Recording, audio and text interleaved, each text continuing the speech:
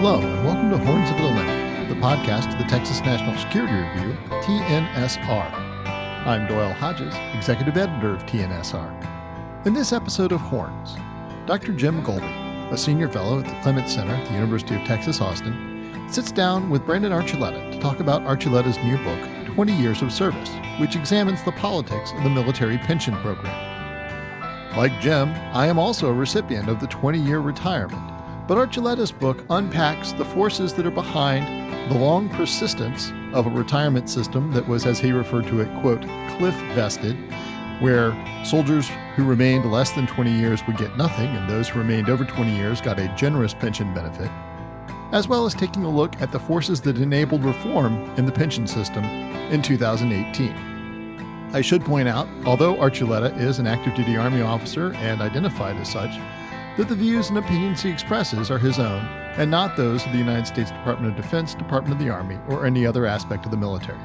Let's listen in on the conversation. Welcome to Horns of a Dilemma, a podcast series brought to you by the Texas National Security Review, featuring leaders and thinkers from the University of Texas and visitors who stop in to share their wisdom. I'm Jim Golby. I'm a Senior Fellow at the Clements Center for National Security at the University of Texas at Austin, and a lecturer in the Department of Government. I'm joined today by Major Brandon Archuleta. He's an active duty Army officer who's also a Clements Center for National Security Fellow, a Council on Foreign Relations International Affairs Fellow, and a recovering Pentagon war planner. I'm going to be talking today with Brandon about his book, 20 Years of Service, The Politics of Military Pension Policy and the Long Road to Reform. And I just want to say to start off, Brandon, that I thought this was a fascinating book. I have to admit, when you dig into a 200-page book about the DoD bureaucracy and pension reform, you're not expecting to get through it without a whole lot of caffeine. But I actually found myself really engaged. I think you did a great job weaving together some of the theory about policy subsystems, looking at the historical analysis and development, bringing to life the policy process by these fantastic interviews you did with all sorts of policymakers, military officers, journalists, and other think tankers who had insights into this problem.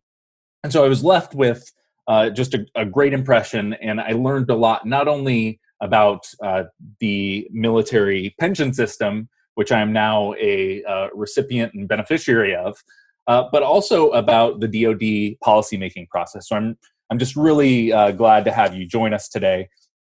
And looking forward to this conversation. Despite my personal endorsement, I know there are a number of people who probably come to this topic in this book with a bit of skepticism.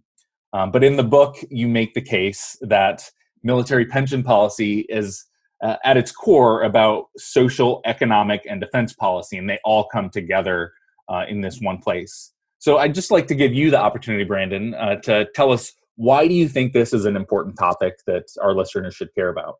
Yeah, Jim, well, thank you so much for having me today. It's great to be with you. And, that's high praise coming from you. So I really, really appreciate it. Thanks for your kind words about my work. As you said, this is a book that some think might be good for curing COVID insomnia. Military pension policy isn't the sexiest of defense policies, but here's why I think it's important. First and foremost, it's understudied and underappreciated. Military pensions lie at this really complex intersection of social, defense, and economic policy. And at the end of the day, personnel policies are the backbone of the all-volunteer force, and the all-volunteer force is the backbone of U.S. military might, and it's one of the instruments of national power that we hope the president is able to leverage around the world at any time to act on behalf of U.S. interests. And without understanding and appreciating these policies and how complex they can be, we fail to appreciate the integral part that the all-volunteer force plays in U.S. national security policy. Great. Now, the title of your book, Brandon, is 20 Years of Service. For those who might not be familiar with where you got that title from, could you explain? Yeah, great question, Jim. So from 1948 to 2018, the military pension policy was a non-contributory defined benefit cliff vesting program that service members would vest into after 20 years of service. And after 70 years of policy stasis, we see rapid policy change. And I thought that to really understand military pension policy, you really got to explore this notion of 20 years of service, because it had been built into the lexicon of military service members as they strive towards their 20th year on active duty, or the 20th year of credible service in the in the reserve component, the reserves of the National Guard, and earning that pension after 2 decades of service. And so I thought understanding 20 years of service is the perfect pivot point from which we can understand how military pension policy is going to change moving forward. You know, Brandon, it's ironic that I'm interviewing you today, because I actually just hit 20 years of service and retired. I should, in fact, be getting my first retirement paycheck here in just a few days. And despite the fact that this law was changed in 2018, I was one of the people who was still grandfathered in under the old system. You know, from my standpoint, it seems like a great deal. From the broader U.S. government and Department of Defense standpoint, what were the problems with this system? Yeah, it's a great question, and I hear this often from retirees who think that change to the pension system is going to put the all-volunteer force in jeopardy, and I don't think that's the case. But here were the myriad of problems. So, in 2011, the Defense Business Board put out a report that said the military pension system in its current form was unfair, inflexible, and unaffordable. And a number of defense intellectuals, many of them at prominent Washington, D.C. think tanks, had crunched the numbers and said that personnel costs had been skyrocketing during the war on terror, nearly 50% from 2002 to 2012. There were a number of challenges with the pension accounts themselves. Retirees, or I should say retirement eligible service members, were staying in longer than expected because they were in the midst of the war. They wanted to continue serving. There are a number of faulty actuarial assumptions. There were several spillover multiplier effects with these pay raises during the Bush and Obama years. And so the pension system just got more and more expensive in its current form. And a number of defense intellectuals just thought that the all-volunteer force in its present form was going to be unviable because we couldn't continue to spend at this rate.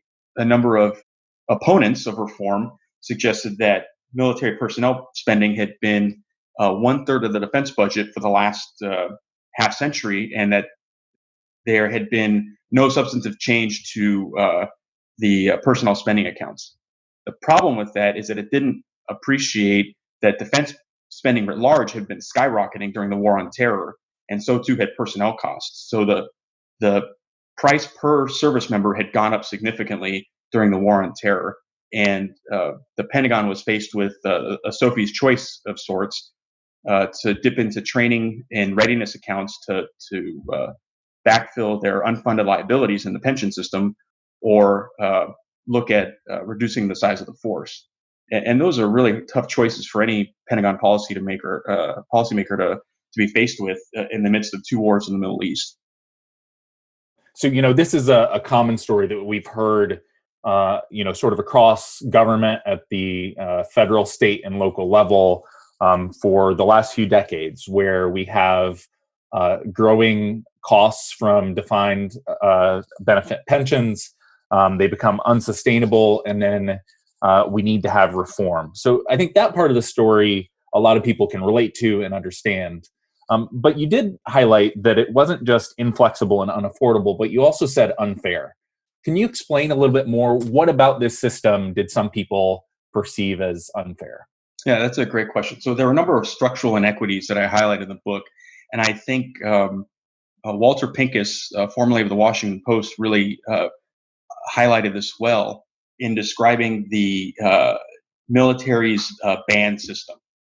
So he wrote a couple of scathing columns that highlighted the fact that members of military bands live relatively comfortable lifestyles. They're promoted at quick rates, and they're usually stabilized at major posts to raise their families because that's where the major bands are. And he highlights Fort Myer, Virginia, as one such example.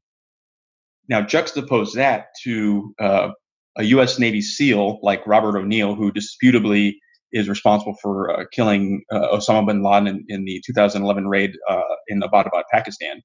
Esquire did a profile of Robert O'Neill using a nom de guerre for him called The Shooter.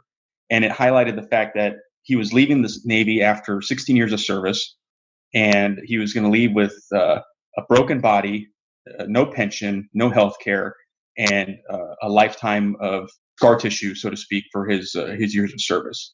And so when you look at the number of service members who are deploying over and over again throughout the war on terror to Iraq, Afghanistan, Syria, and elsewhere, and juxtapose them to service members who live relatively comfortable stateside lifestyles because of the nature of their jobs, there seems to be something quite out of balance and unfair about this allegedly equitable and egalitarian pension system. Yeah, and one of the things that I picked up on in the book that I had realized before, but that you really drove home, was that there was sort of a fundamental inequity between the officer corps and enlisted ranks. And you see many officers serving to 20 years and benefiting. In fact, almost half of officers serving to 20 years and benefiting under the previous system, while fewer than 20% of enlisted soldiers served to that time. And as a result, they got essentially nothing. I think that goes to one of these core debates that we have whenever we talk about military personnel policy. And that is, how should we think about the pension? Is it a benefit? Is it a recruitment and retention tool? Is it a sign of gratitude from a grateful nation? Is it an obligation or some sort of a moral contract that people have? How do you think about what the role of military pensions are in our defense policy? Really, the answer is all of the above. So the purpose of the military personnel policy subsystem, as I describe in the book, is to recruit citizens into service, is to retain mid-career professionals to a full career, to separate the senior-most service members from the service and into their post-retirement years, and then finally to reward veterans with generous benefits of all sorts. And so recruiting, retention, separation, and rewarding are all the key objectives of the personnel subsystem. But then from the moral perspective, as you rightly raise, I think the pension system speaks to President Lincoln's second inaugural address, where he offered the solemn promise to care for those who shall have borne the battle, and his widow and his orphan. And so I do think that we have a solemn promise, a sacred obligation to take care of not just veterans, but also military retirees. Now, the trouble when you think about recruiting, retaining, separating, and rewarding service members is that recruiting service members is less about a 20-year pension. It's really about the military lifestyle, the opportunity to travel, a steady paycheck for young people, education benefits for young people, and so forth. Now, when you get to retaining service members, now you start to think about how a pension, a service-based working age pension, can keep people in the service from, say, 10 years to 20 years. Now, when we think about separating folks, this is about the superannuation problem. In the 1940s, then General Eisenhower spoke before the Senate Armed Services Committee and said that he needed a pension reform to separate the dead wood from the service. So this is where we first see the 20-year cliff vesting pension system being tied to the upper out promotion system. And so the idea is that in order to get service members to separate from the service, they've got to have a little something on the back end waiting for them so that they can clear the ranks and make way for the next generation of leaders in the service. And then, of course, in terms of rewarding service members, it's about that sacred obligation for their service. I think it's fascinating because on the one hand, you see the initiation of this policy as a way to sort of advance this upper out mindset. But on the other hand, then it creates some sort of negative externalities and some negative incentives, both for those people who aren't thinking about staying in 20 years to maybe get out a little earlier than they otherwise would, or for those who sort of stick around to the mid-career point, then to sort of endure on until they hit 20 years. It is interesting how these incentives can have such a big and lasting impact. One question I guess I have is the system we have today, which is now referred to as the blended retirement system. Why was this a more flexible tool, and what are the defining features or things that might make this new policy more attractive to address the problems you've outlined? First, let's talk about the structural inequities of the last system. So, as you highlighted, about 49% of officers retire at 20 years of service or greater and receive the old cliff vesting pension, whereas only 17% of service members reach 20 years and invested under the old pension system. Now, with the new blended retirement system, it is a hybrid defined benefit, defined contribution plan, whereby service members vest into their pension after just 2 years of service, and they will be making contributions up to 5% of their paycheck with a government match up to 5% of their paycheck. And then at the mid-career point, they'll be eligible for a mid-career continuation pay to incentivize continued service to sort of get you over the hump of mid-career. And then service members who reach 20 years of service are still going to get a defined benefit, but they're going to get it at a lowered multiplier rate.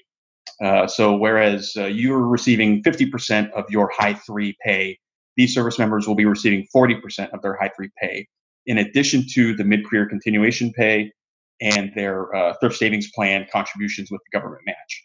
So a disciplined and diligent service member under the new plan actually has the opportunity to make more money in retirement under the new system than in the old system, depending in part on his disciplined contributions with the government match over the years, and then his risk profile, because service members are opting into TSP contributions at different risks, low risk, medium risk, high risk, et cetera, depending on appetite and where they are in careers for yield on their investments. Yeah, and I think one of the things that's striking is how much this broadens the pool of those who will receive benefits from the government, while also saving some costs.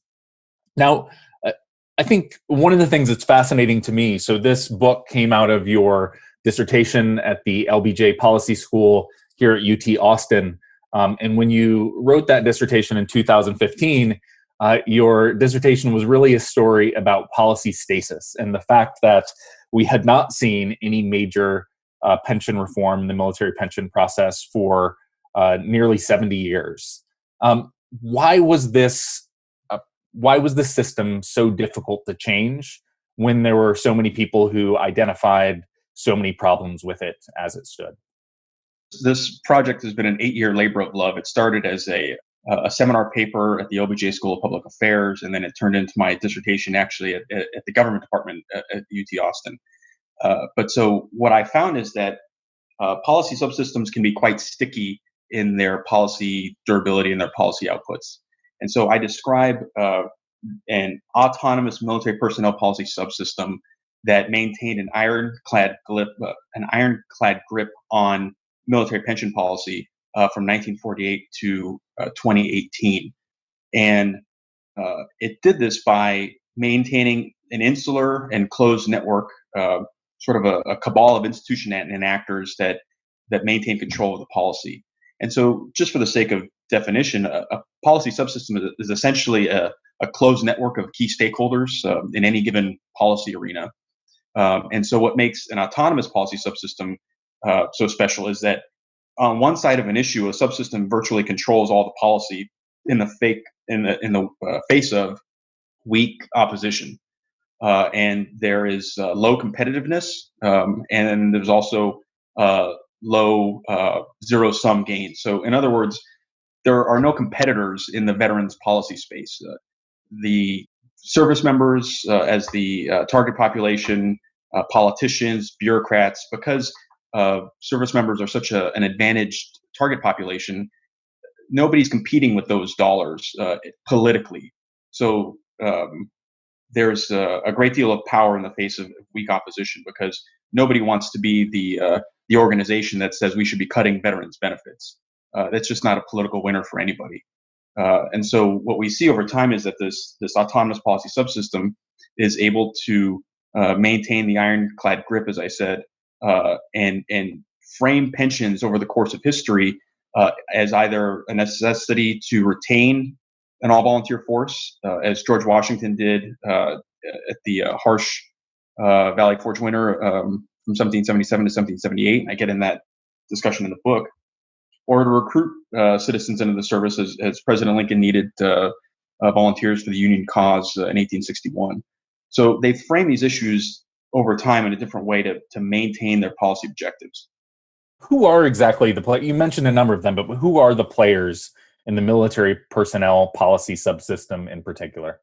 Yeah, so policy subsystems are unique in that no one's in charge. Everyone is in the policymaking process in sort of an equal playing field, and they all bring a unique characteristic to the subsystem, whether it's advocacy or attention or expertise or representation. But in this case, I argue that the military personnel policy subsystem is composed of interest groups, particularly veteran service organizations like the VFW or the American Legion, Military Officers Association of America. There is a strong military bureaucracy among the Deputy Chiefs of Staff for Personnel in the Pentagon and certainly the Joint Chiefs of Staff. There is a DoD civilian bureaucracy. Here we're talking about the Undersecretary of Defense for Personnel and Readiness and all the services, respective assistant secretaries for Manpower and Reserve Affairs. There's a defense media, specialized defense media. Here we're talking about outlets like War on the Rocks, Defense One, Stars and Stripes, and so forth, along with some national outlets that cover these issues on occasion. You've got members of Congress and the committees of jurisdiction, including the House Subcommittee on Military Personnel, the Senate Subcommittee on Military Personnel. And then you've got a number of DC think tanks, the Center for New American Security, which I know you're affiliated with, the Center for Strategic and International Studies, and then also federally funded research and development centers, the FFRDCs, like the RAND Corporation, the Institute for Defense Analysis, and the Center for Naval Analysis, among others. But all of these organizations are working to find optimal policies for the target population in question. And the target population here is service members and their families and veterans. I think one of the really counterintuitive but interesting arguments that you make in the book is that despite all these actors, despite all these different people who are involved in this policy subsystem, you actually have an undersupply of information in many circumstances. Can you explain when you have so many different actors, so many different voices, how is it that you end up with an undersupply of relevant information to the policymaking process? Yeah, that's a really great question, because you highlight sort of a paradox here. Because while I highlight all these actors and institutions, really you could fill a cocktail party with the number of experts on military personnel policy in Washington, D.C. That's it. You could host a cocktail party in your house with a handful of people, relatively speaking, who are experts in these issues. And so what you find here is that it's the same cabal of actors and institutions that are involved in all these processes. It's the same cartel of experts who are testifying on Capitol Hill every time these issues come up. It's the same subset of personnel experts who are writing commentaries or printing op-eds on these issues. It's the same members of Congress who are advocating for reform or opposing reform. And then there's just a handful of personnel experts in the Pentagon relative to all of the other stakeholders in the Pentagon working on all the other defense and national security issues in DoD's portfolio. So while there are a lot of actors and institutions, it is actually relatively quite few when compared to so many other national security issues. And what's interesting here is that, unlike so many other national security issues that would have key stakeholders in the interagency across government, like the State Department or the Treasury Department or USAID and so on, this is almost entirely a defense issue. And so it's a much smaller subset of actors than say, U.S. development policy abroad. There's a lot of really fascinating historical information and a nice American political development story in the book that I'm just going to gloss over here, but hopefully people will check out when they pick up the book and read it. But I want to focus now on sort of the confluence of factors that came together to really open up a policy window. So you had the early 2000s with September 11th, and then the wars in Iraq and Afghanistan. You had the all-volunteer force and rising salaries, extended service, living longer. And then you had the 2008 financial crisis. And all these things came together to really put the Department of Defense into a difficult budget situation, which is really where the window opens, at least in your book, opens for change in 2013. Can you talk a little bit about that context and what was going on that made this period in the 2013 to 2015 range an opportunity for something to break through this system in a way that hadn't been for the previous 70 years? Yeah, that's a great segue. So in 2013, the chairman of the House Budget Committee, future Speaker of the House, Paul Ryan, and the chairman of the chairwoman rather of the Senate Budget Committee, Senator Patty Murray of Washington, came together to broker the 2013 Ryan-Murray budget deal. It was an effort to allay concerns in the aftermath of the 2011 Budget Control Act and subsequent sequester. And so they were looking for bipartisan ways to address fiscal concerns as Congress and the White House got into the budget battles of the 2010s. And with the 2013 Ryan-Murray budget deal, they agreed to a 1% reduction in the rate of growth to veterans' pensions. Now, note what I said, a 1% reduction in the rate of growth. So pensions are still growing over time, but at a reduced rate. Well, the veteran service organizations went bananas. They cried foul and said this was going to ruin the all-volunteer force, and it's breaking faith with the troops, and it's breaking faith with veterans and service members. And understandably so. The veteran service organizations have a constituency that they provide advocacy to the policy subsystem, and so we would expect them to advocate on behalf of their institutional interests.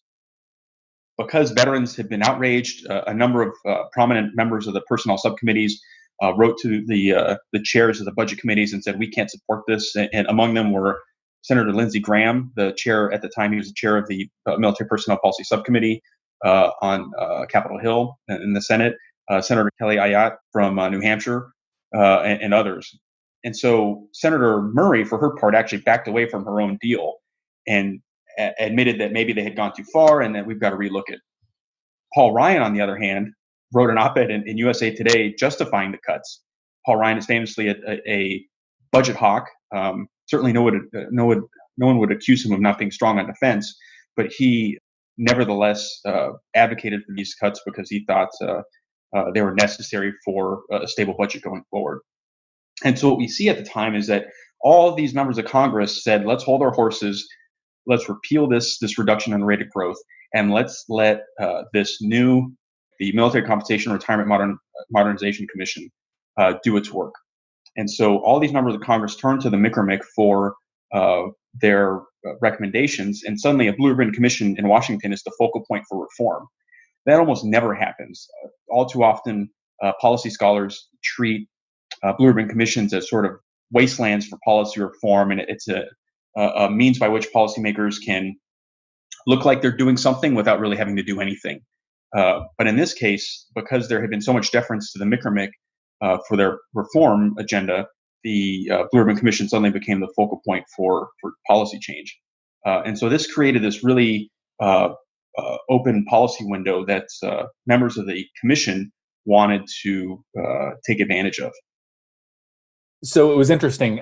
My experience with this, at the time I was working in the Chairman's Action Group for General Martin Dempsey in the Pentagon. And as you talk about in the book, the Joint Chiefs of Staff play a pretty important role in being gatekeepers, or at least providing a seal of approval that would be necessary for any reform, or that without their approval can block any reform.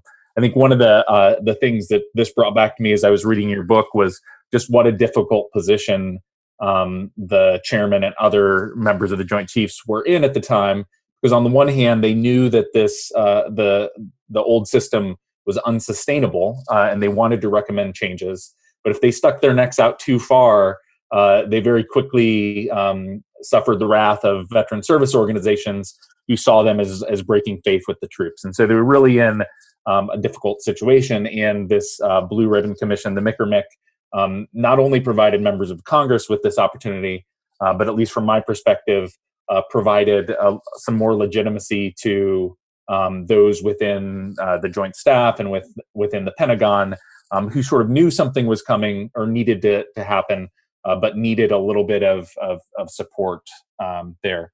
So we talked before about this question related to information and the dearth of information that's so often present in the military personnel policy subsystem. How does the Blue Ribbon Commission help address that issue?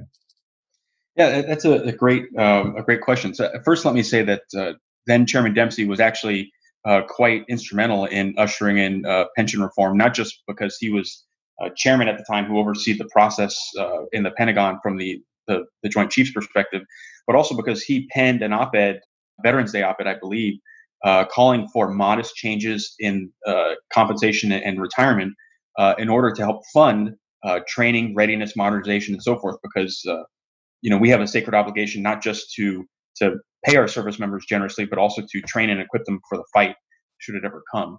So he was an early advocate and supporter of this reform effort, and he really ought to be lauded for that. So in terms of information, so what's interesting here is that these insular policy subsystems managed to keep their grip on the policy status quo, in part because they are not competing with any other institutions for information flow.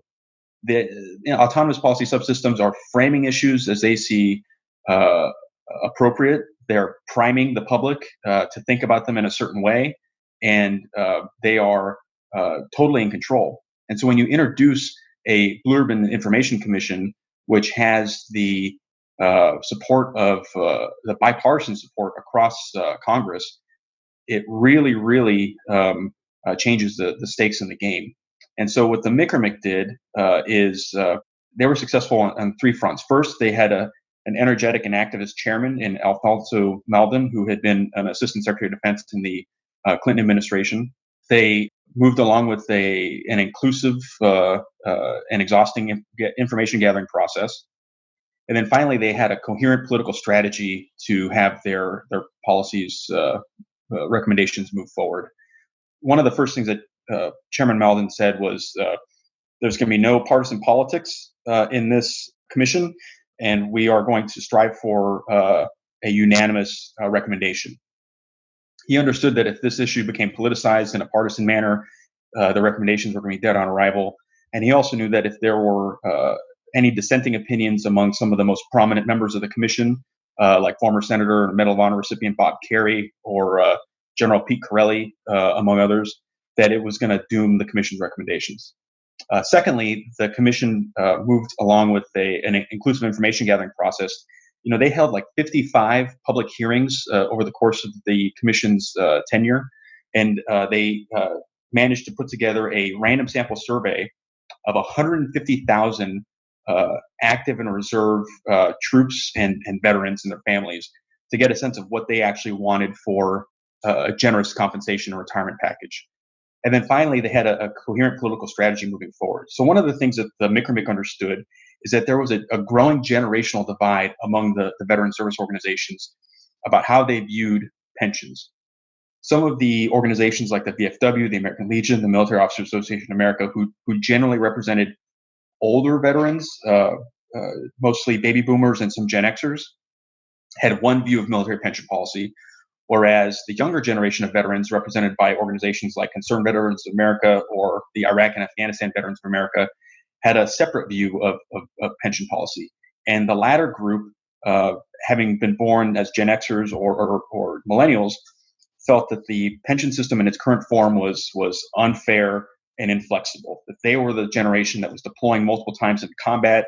They were leaving the service after 6, 8, 10 years with their bodies broken and their psyches scarred, and that something had to be done to change the pension system in its current form.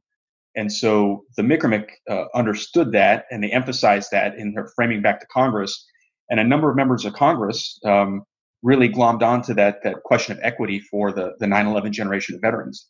And so once these recommendations got back to Capitol Hill, They are championed by both the right and the left. Senator John McCain, then chairman of the Senate Armed Services Committee, was joined by his partner in crime, Senator Jack Reed of Rhode Island, the ranking member of the Senate Armed Services Committee. Both are veterans in their own right. They're both Service Academy graduates, and they were a great bipartisan team to usher in policy change. And they adopted the Micromix recommendations whole cloth because they had bipartisan support. And that was how we brought about policy change. Great. Now, there are a lot of great stories in here that Brandon tells of exactly why this was so difficult to change. And I wish we could talk more about the retirement redux in 1986. Les Aspin's temporary success later turned into failure that made some very modest changes to the system and then was rolled back at the end of the 1990s. But I'll have to leave that to you to read, because I think with the time we have remaining, I want to turn to a couple other topics. The first, Brandon, is, in American politics today, for a variety of reasons, we are really seeing an influx of veterans in politics in a number of different ways. A few weeks ago, we had the Atlantic story where there were quotes from retired officers alleging that President Trump had made disparaging remarks about dead soldiers and service members. Just last week, President Trump released a list of retired officers who endorsed him. We've seen negative endorsements or anti-endorsements from Medal of Honor recipients. And then just this morning, as we're taping this, I saw that Vice President Biden released a list of his own generals and former defense officials and other veterans who've endorsed him. So I'm just curious what your thoughts are on why we're seeing so many both veteran service organizations, retired officers, veterans in general, becoming more and more drawn into politics, as well as your thoughts on what that means for our national political conversation. Yeah, so I think you're absolutely right. Veterans are having an outsized moment in American politics, and they have been for the last few years. There are currently something like 96 veterans serving in Congress at the moment, 66 Republicans, 30 Democrats. And veterans tend to have a bipartisan spirit about them when approaching questions of public service. And so many veterans see the stakes are so high because they've served overseas and in combat, and they understand that policymakers and lawmakers ought to have a perspective on these matters before they choose to send America's sons and daughters into harm's way. And so I think what we're seeing politically is that both parties see an opportunity to mobilize veterans into their corners for this coming election. For the Republican Party's part, they are proud of President Trump's record on defense spending and his efforts to bolster national security. On the Democratic side of the aisle, partisans for Vice President Biden are proud of his record of service as vice president, his years of focus and emphasis as member of the Senate Foreign Relations Committee.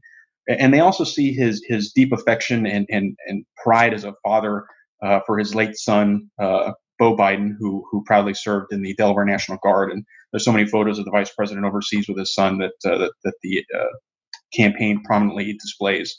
And so this is about mobilizing a slice of society to win an election.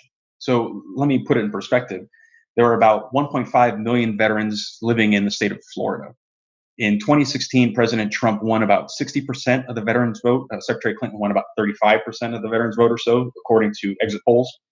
And so from the Biden campaign's perspective, if they can move the needle on veterans specifically, in addition to some of the other subsections of society that they're targeting, they think that they can pull out a win in some of these swing states across the country.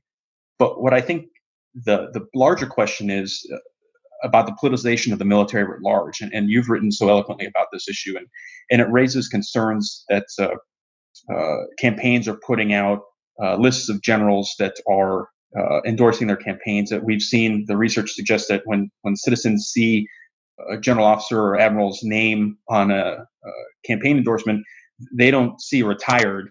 They don't see a difference. They just see that they've got an endorsement from an institution, and that can be deleterious to civil military relations writ large. And so that's why I think it's really important that senior officials like former Chairman Dunford and former Chairman Dempsey have both stayed out of the partisan political fray because they don't want to make their successors' jobs any more difficult.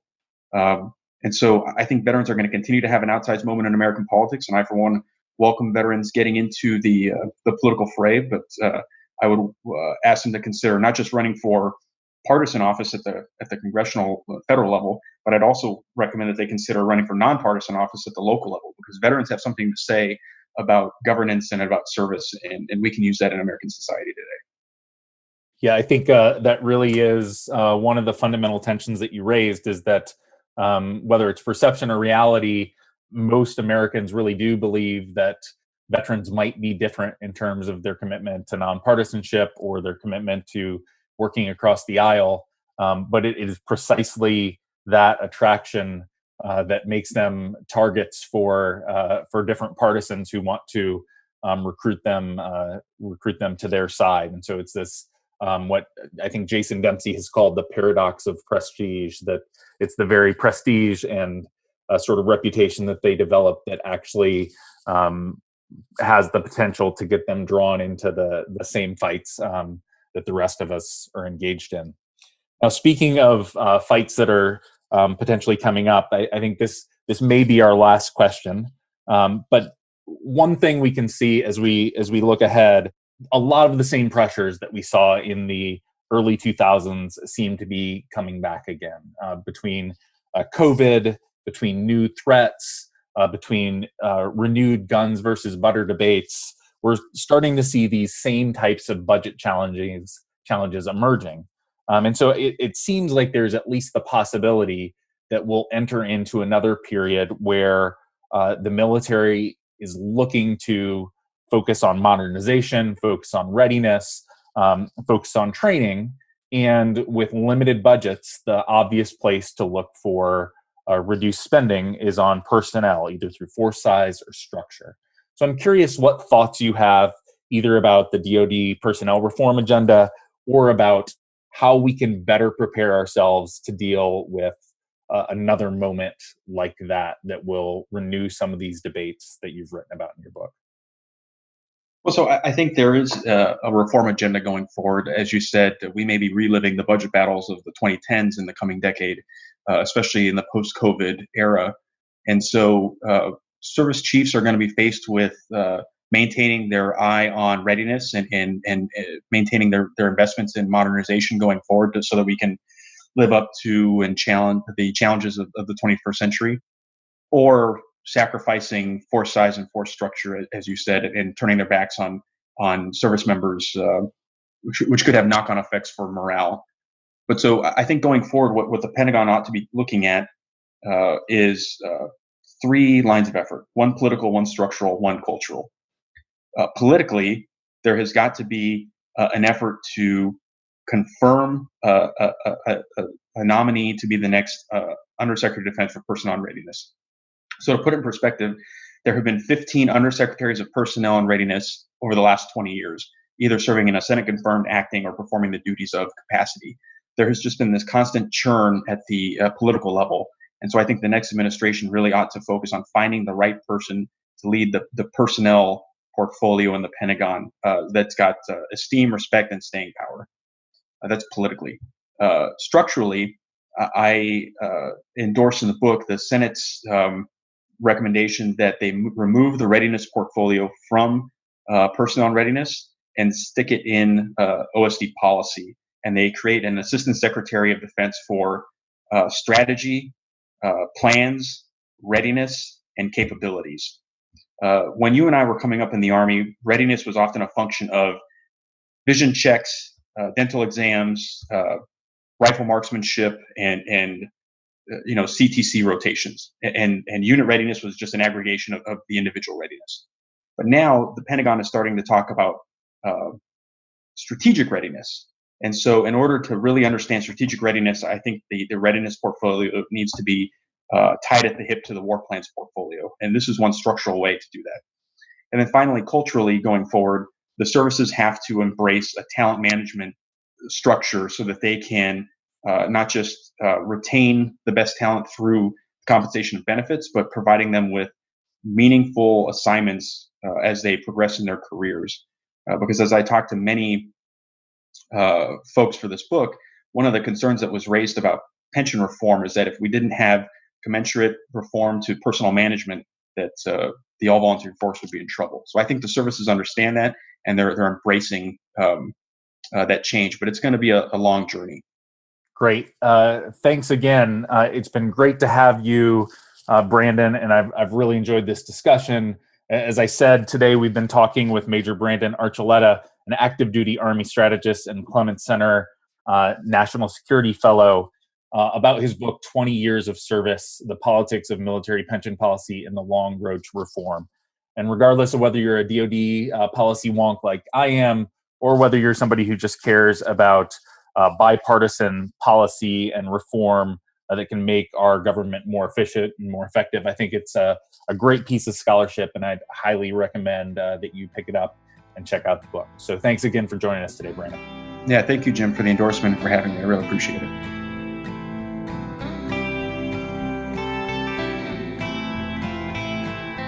Thank you for listening to this episode of Horns of a Dilemma, and please don't forget to visit our website at tnsr.org.